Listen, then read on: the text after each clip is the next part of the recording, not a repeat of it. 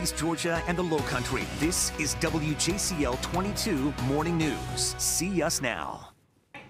A former Herschel Walker campaign staffer says he was sexually assaulted after a campaign event in Georgia. Why a judge says he can no longer remain anonymous.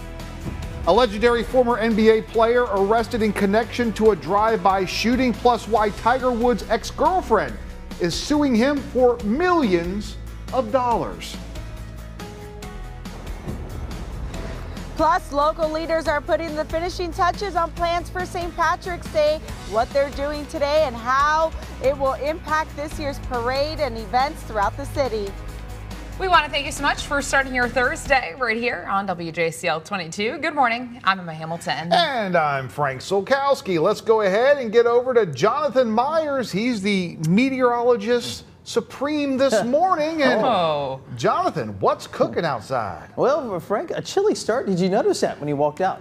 Yeah, it was a little chilly. Yeah, definitely a little chilly, but we'll see another pleasant day, very close to yesterday, upper 60s, around 70 for high. So as we're starting the day off, right at 6 o'clock, 50, 59 by 9 o'clock, and you see that high for today around 70. Nice weather despite more clouds and sunshine today. We'll see our temperatures very close to average this afternoon at 70, 64 at 6 o'clock. May see a few showers developing for inland areas closer to sunset, but rain will become likely as we go into late tonight and early on Friday morning. A couple spotty showers in the Low Country, Hampton and also Jasper County.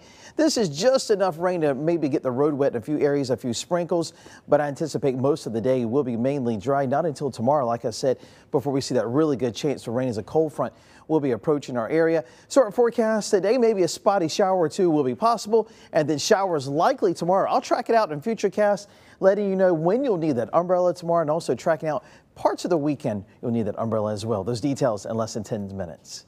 Jonathan, thanks so much. A man is revealing his identity after he accused a conservative leader of sexual assault following a Herschel Walker campaign event in Georgia. Yeah, GOP strategist Carlton Huffman claims Matt Schlapp groped him. Huffman is asking for more than $9 million in damages for the incident he says happened back in October in Atlanta. He was working for Herschel Walker's U.S. Senate race campaign at the time.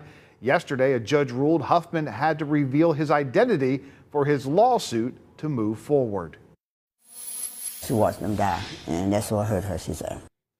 Well, this morning, survivors of an armed kidnapping down in Mexico recovering in a Texas hospital.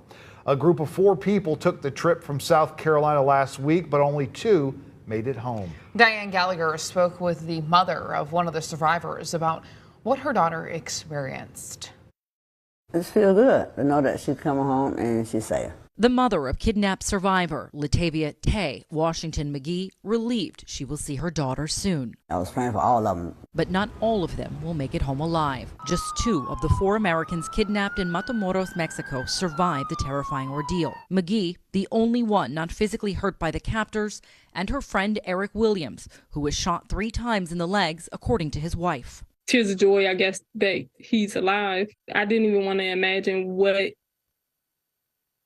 he was going through or, what any of them were going through. But McGee's cousin, Shaid Woodard, and longtime friend Zindell Brown did not survive. She watched them die, and that's what hurt her, she said. The group rented a minivan to travel from South Carolina so McGee could undergo a medical procedure. Just days later, this terrifying video appears to show one of the Americans being shoved into the bed of a pickup truck at gunpoint in broad daylight and taken from the scene. Burgess tells CNN about her first call with her daughter. She was crying because I said, you okay? She said, yeah. She watched Shaheed die, Shaheed Zell. Him and her the only one survived out of the 4. And what she feared when she got the dreaded call from the FBI, who she says confirmed her daughter was in danger. They were going to kill her and I would never see her again. The Mexican government saying the group was found in a wooden home and had been moved around to create confusion and avoid rescue. They also say one person in connection to the 2 deaths has been detained,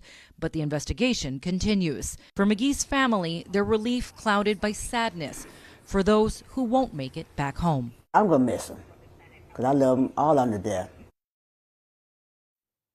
This morning, Senate Republican leader Mitch McConnell is in the hospital after he tripped at a Washington hotel last night. Now, we're told that he was at a private dinner, but officials haven't released any more information about his condition. McConnell was also hospitalized back in 2019 after he fell at his home and fractured his shoulder. LMPD has relied heavily on pretextual traffic stops in black neighborhoods, insulted people with disabilities, and called black people monkeys, animal, and boy. This conduct is unacceptable. New this morning, the Justice Department is accusing the Louisville Police Department of discrimination and excessive force. Officials launched a review in the wake of Breonna Taylor's death back in 2020. Officers shot and killed her while serving a no-knock warrant. Taylor's mother says it shouldn't have taken so long for these issues to go unnoticed. I don't even know what to think, to know that this thing shouldn't have never happened and that it took 3 years for anybody else to say that it shouldn't have. The DOJ is suggesting dozens of changes for the department, some of which are already underway.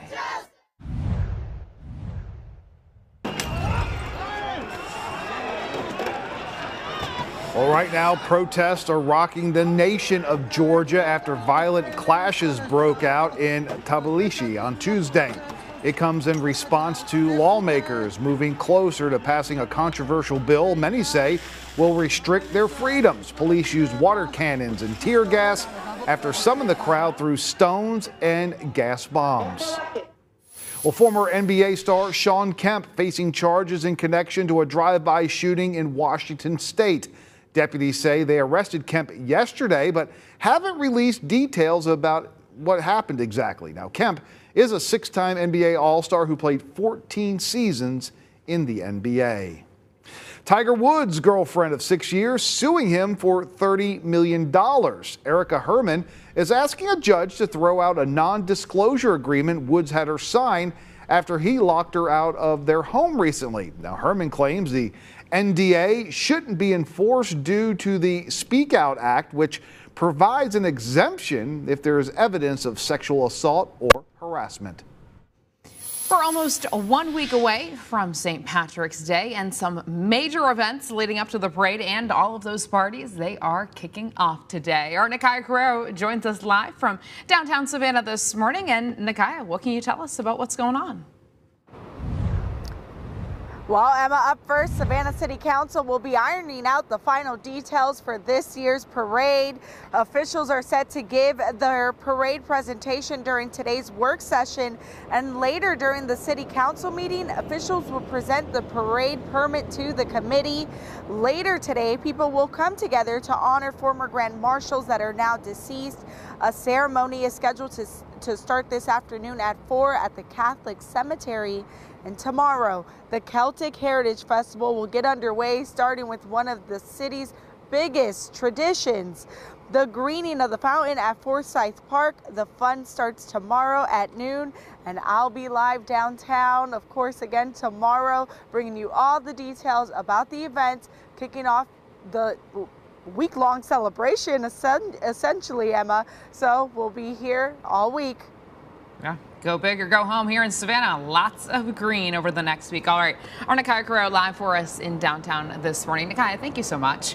Well, you can keep track of all of the upcoming St. Patrick's Day events by visiting our website. It's WJCL.com. You'll find a page dedicated to information about the parade, parties, and other celebrations.